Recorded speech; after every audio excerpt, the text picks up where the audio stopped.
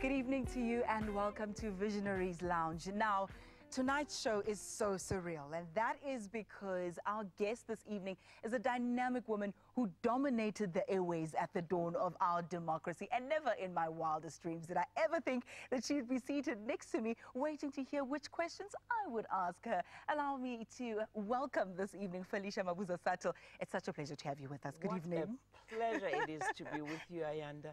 You walked into the room the last time before I came for Morning Live, and you said, oh my gosh, I'm coming to get coffee, and this is what I get, a blessing.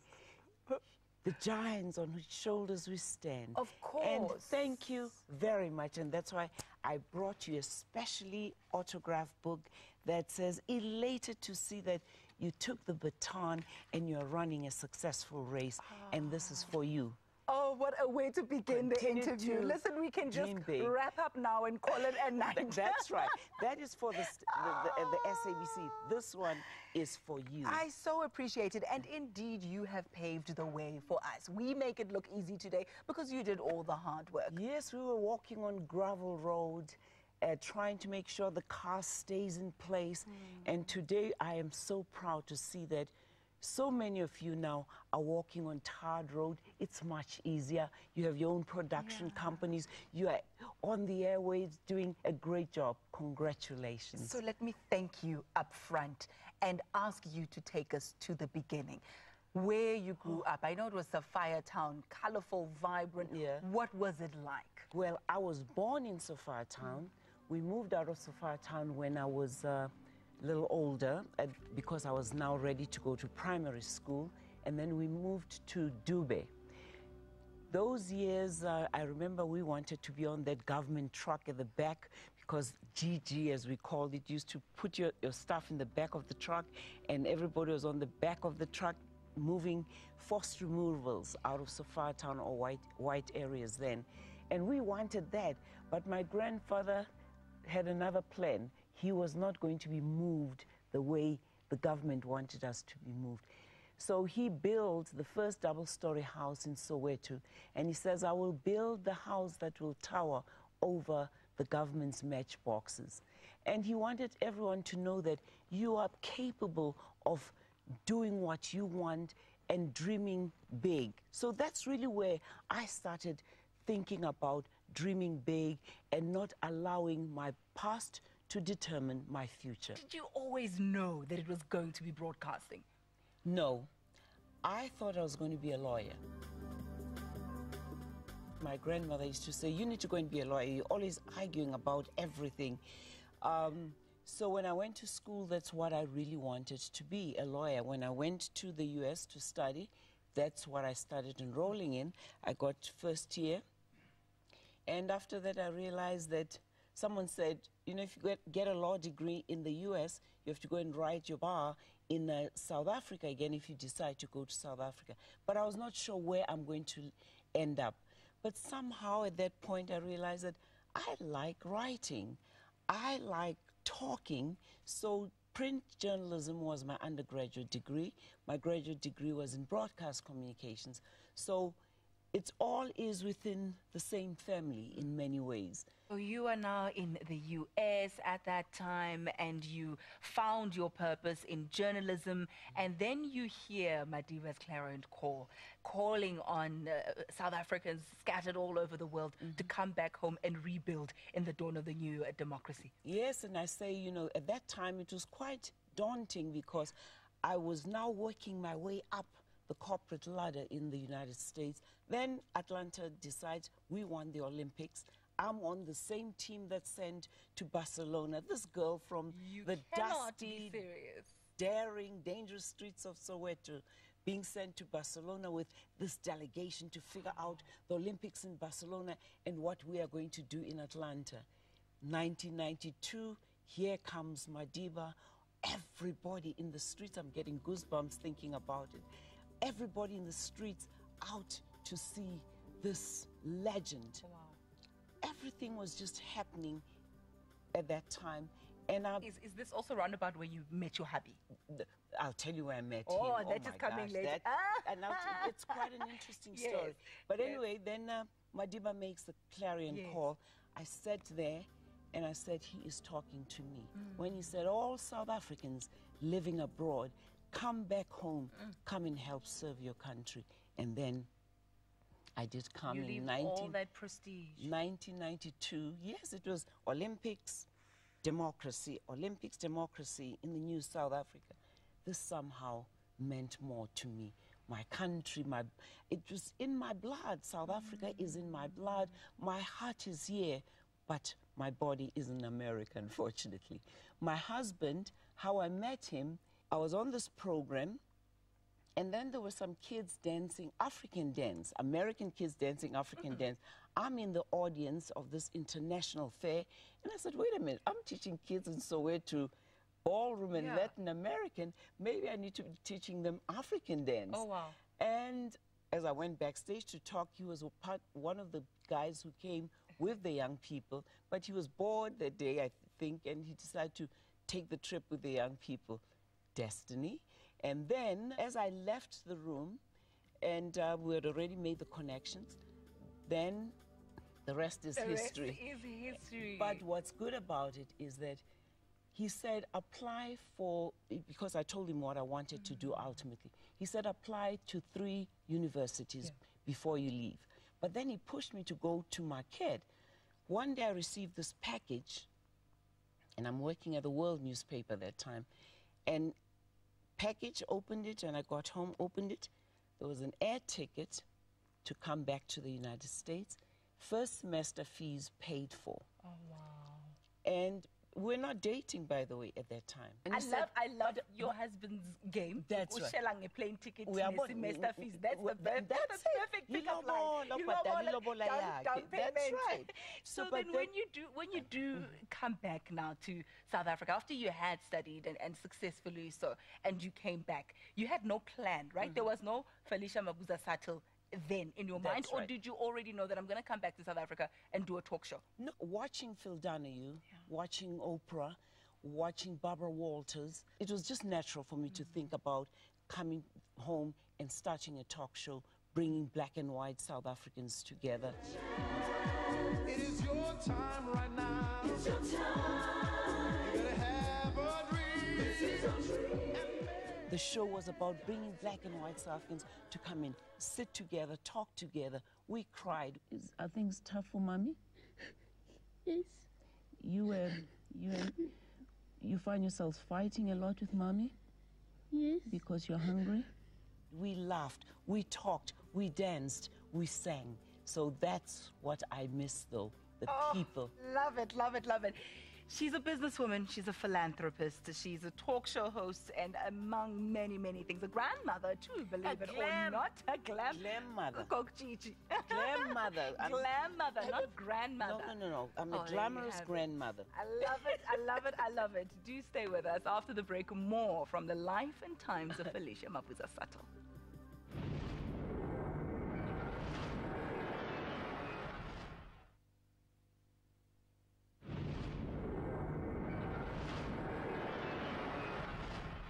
Welcome back. Thanks again for joining us. We continue our discussion with our visionary for this evening, Felicia Mabuza-Suttle.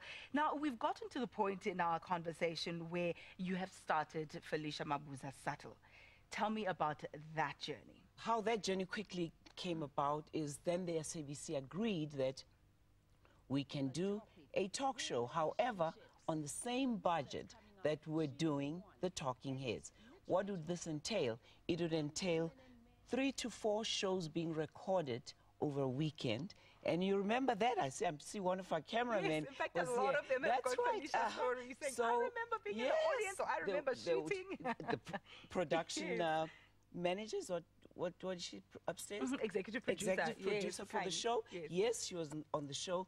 But we would record on a Friday night sometimes, and then the Saturday, the next day, 2 shows on a Saturday, and another show on a Sunday, just to ensure that we cover that budget. I remember they said, you cannot do it, Felicia.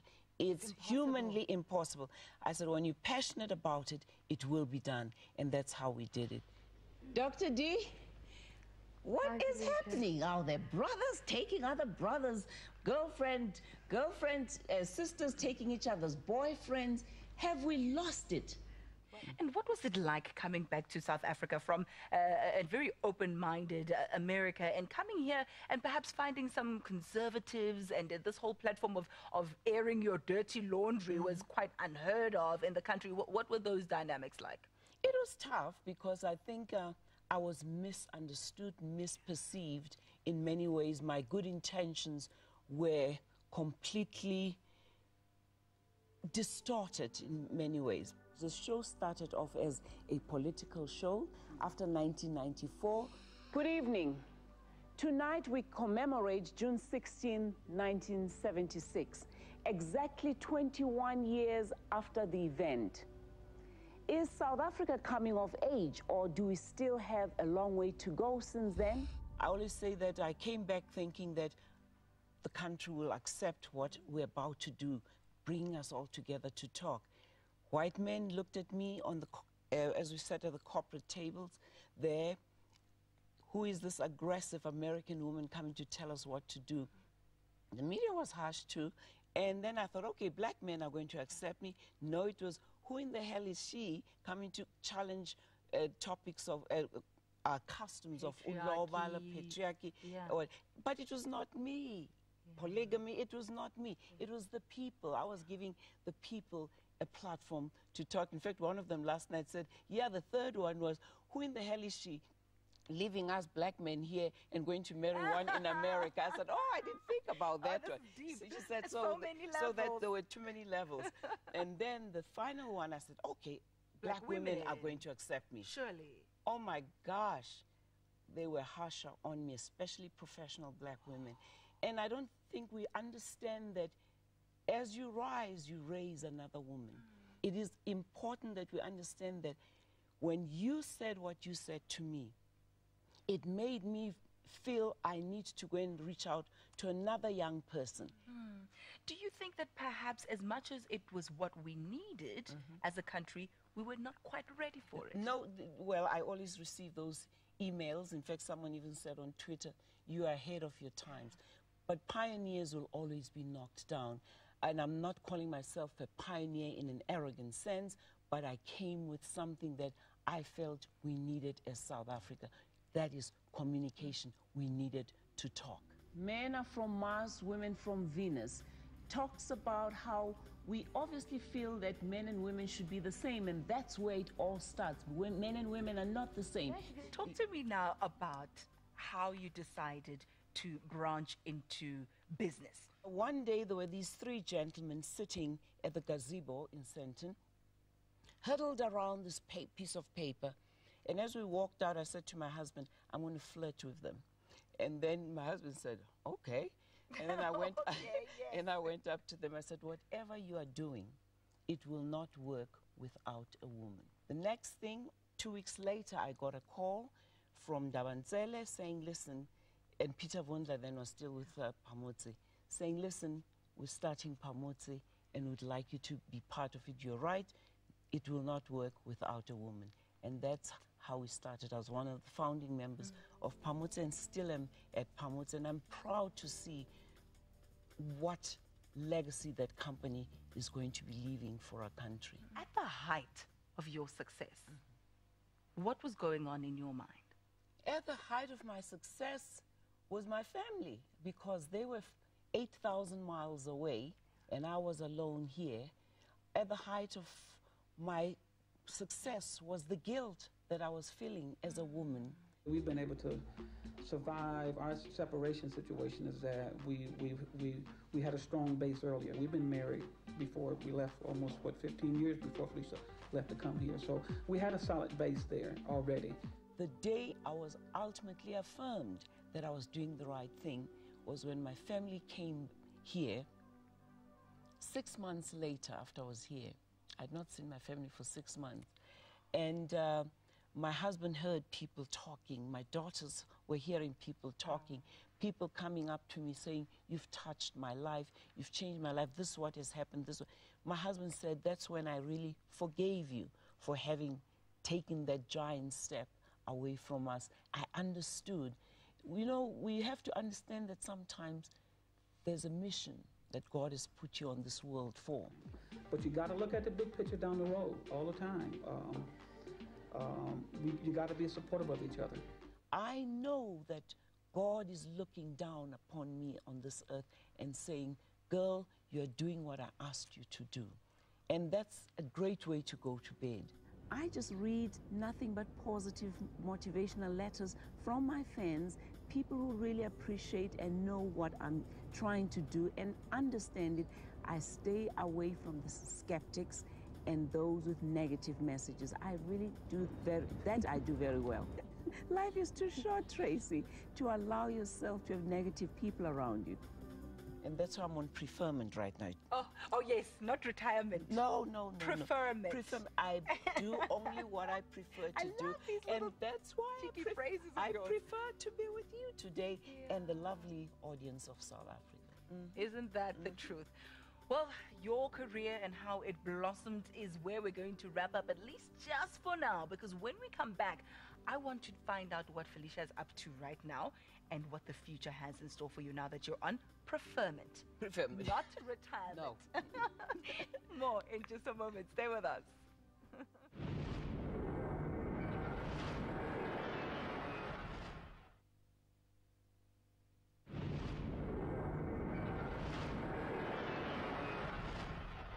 Welcome back to Visionaries Lounge, and we continue our conversation with a pioneer for Black women in broadcasting, Felicia Mabuza-Suttle. You know, I was just saying to you that it's quite interesting how Can I just everything... interrupt you? Yes, please do. In fact, the pioneer really was, in my opinion, was Yes. Doreen Morris. Yes. As Shiro in many ways, but as she says, you became the ship that literally Yes, lifted you us. did. So Because you became the face That's of right. it. You Yeah. became the face of it. And I think because of the genre as well, Yeah. you stand up. So when we Okay. think of talk in South Africa, Okay. Felicia.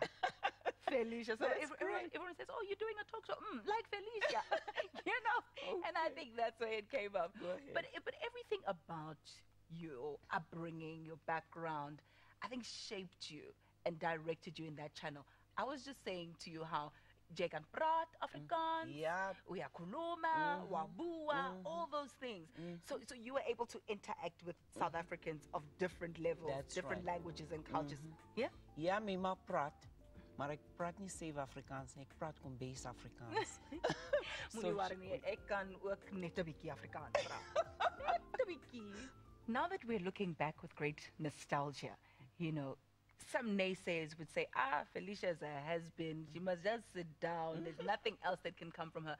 But the fact is that you are still incredibly active, in fact, even in broadcasting. That's right. Tell us a bit about what you've been working on. Well, I was with Africa Channel and still am, really, because they're still playing old shows of conversations with Felicia. We really appreciate you having a conversation with us. You know, I always call you and I say, one thing I do admire is your courage and your beauty.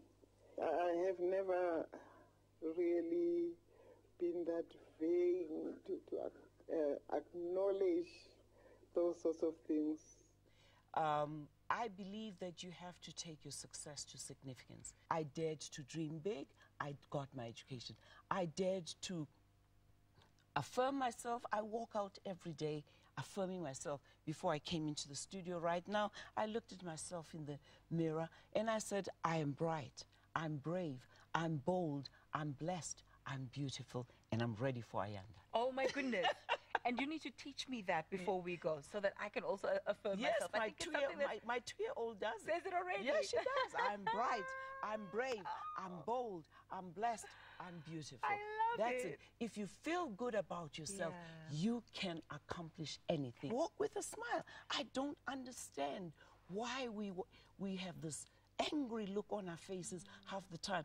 When I see black women sitting somewhere, I will walk up to them because I can see it is like, Felicia Mabuza-Suttle. And I'll go up to them and say greet them hello. and say hello. Yes. And then guess what? We connect because I learn something from them and they learn something from me. Legacy. What do you want to be remembered for? I just want to be remembered as the girl from the dusty, daring streets of Soweto who wanted to be somebody and make sure that someone also becomes somebody. Taking a look at your family, you spoke about your granddaughter. Now your daughters are actually doing tremendously well in their own right. Do you think that they suckled from you some of those wisdom, the words of wisdom, those pearls of wisdom that we're gleaning from you at this moment as well? I think they listened because I always used to tell my kids the most important thing to get is your education. Because with education, you can conquer the world. Now that all has been said and done and your work still continues, what's on your bucket list? What do you still hope to achieve that you possibly haven't already? Well, I just want to continue to be a mentor, a supporter to my family, my girls, my husband, but more important to my glam baby, to make sure that she too becomes somebody one day. It has been such a pleasure having you with us, and you are a true inspiration, I think, and anybody who dares to dream big, because it is possible. That's what you've taught us this evening. From the streets of Soweto, taking over absolutely everywhere where you dominate. And I think, can we pass on the baton officially with our beautiful blouses with the nice little accessories over here? See, I'm going to give you a big hug and say thank you. Thank you very much. Thank you so much. Thank you. Thank you. And thank you for watching. Let's do it all over again next week. Same time, same place. Bye-bye. Thank you so much. Thanks, sweetheart. You are very, very good. Thank you. Dare to live the life you have dreamed for yourself. Go forward and make your dreams come true, says Ralph Waldo Emerson. I want to leave you with 7 nuggets of success. Number 1, be focused on achieving what you want in life without feeling guilty. Follow your passion, fulfill your purpose, and profits will follow. Number 2, revel in your success, big or small. Try not to compete with the Joneses, just compete against your last success. Number 3, develop courage and take risks. Number 4, read biographies of successful people you admire. Get close to them. That's number 5. Get close to them. Take pictures with them. As you can see, I took pictures with them and got close to them. Because if you can get this close to them, who knows, even by osmosis, you too can become as successful. Number 6, walk tall, exude confidence at all times. Without confidence, you are twice defeated in the race of life. With confidence, you've won even before you've started, says Marcus Garvey. And number 7, smile. It is the most important thing to wear. I don't care what outfit you're wearing. If you're not smiling, you don't look the part. Look the part, walk the part, and that's my 7 nuggets I'd like to share with you.